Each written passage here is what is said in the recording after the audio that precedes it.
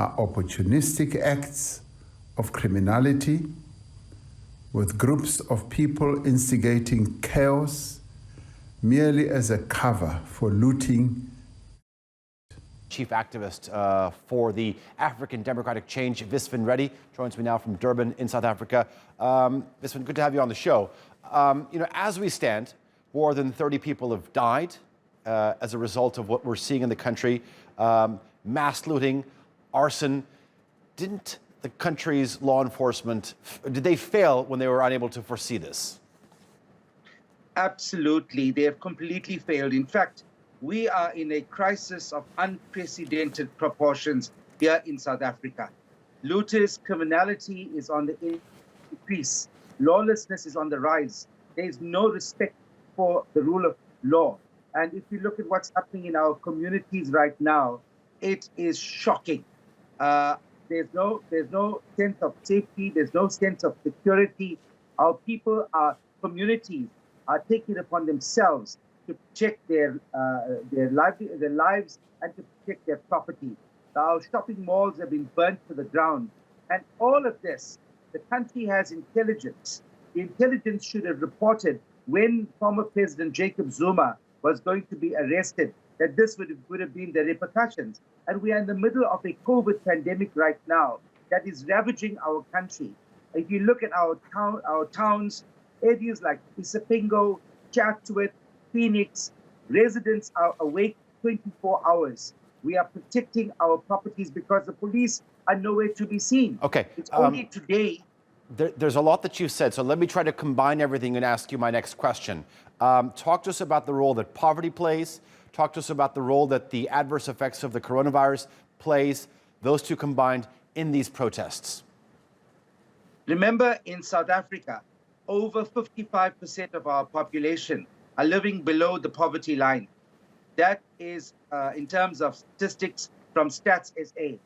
And what exacerbated the position is the fact that over 400 days now, we have been in lockdown. People have been out of a job.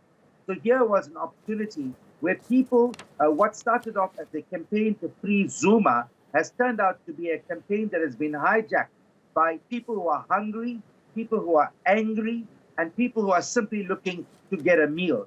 That's the recipe that we have to create such mayhem in our country. In terms of the COVID figures, we have close to 20,000 new cases every day. Recently, just over 400 people have died daily from COVID-19. Our vaccination program is far behind in this country. Yeah, okay. Right now, we are left basically helpless, and we're looking even to the international community to step in and help us and save us, okay, and save our people from the mayhem and the destruction that is following this lawlessness that is ravaging our country. Visvin, you were mentioning some of the effects that this has had on society. Let's talk about the political repercussions. How do you think that Jacob Zuma's situation or jailing will affect the internal dynamics within the ANC? Well, that is the problem. The ANC is not in charge. The ANC is so divided right now. You have two factions within the ANC. You've got Ramaphosa, who has no control of the ANC, nor of the country. So he basically, he has got his hands tied up himself.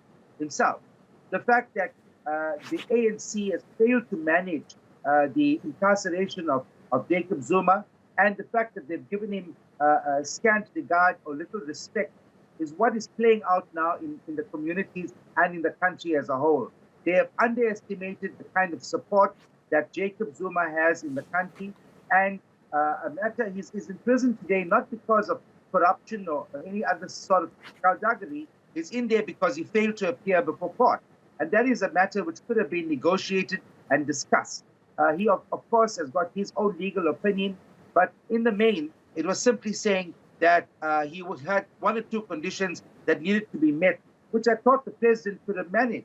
And if he did that, we would not have been in this predicament that we find ourselves in today. Okay, I mean, if this is an internal war being waged within the ANC, then how likely is it for them to come out and actually admit their role in this crisis? Well, they know it, but they're obviously not going to admit it. Those of us who are here in the country, those of us who are involved even in the ANC, and we know what's going on inside, we know for sure that the ANC itself needs to get its own act together. They are completely leaderless right now. Their own internal divisions is spilling onto civilians and those who are not even politically inclined. And that is one of the reasons why we find our country is burning right now. All right. So the ANC takes responsibility for the ANC has to take responsibility for what is going on. I mean, look at these visuals. This is real. It is happening right on our doorsteps. We are terrified to move. We are under siege. Our communities are under siege at the moment. We can't even leave our homes. In fact, in the next few days, there will be no food because all our shops have been looted.